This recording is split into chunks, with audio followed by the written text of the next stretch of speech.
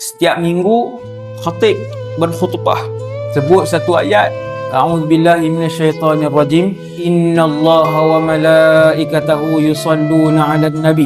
Ayat ni bila nak bangun daripada lena kita dengar lah ni. Innallaha wa malaikatahu yusalluna 'alan nabi sallallahu alaihi wasallam. Ya ayyuhalladzina amanu sallu 'alaihi wa sallimu taslima sallallahu alaihi wasallam. Setiap minggu dengar.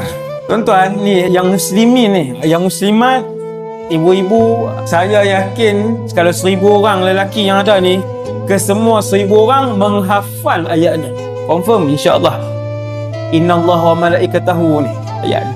Tapi tak pernah dikupas bahawasanya innallah itu bermaksud Allah berselawat ke atas Rasulullah sallallahu alaihi wasallam. Pelik tu tuan-tuan.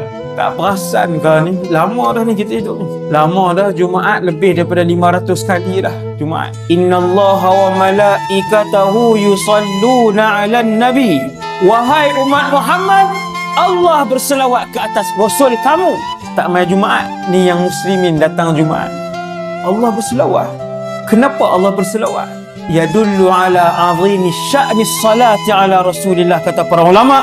Ayat itu menunjukkan betapa besarnya ibadat berselawat kepada Nabi sallallahu alaihi wasallam.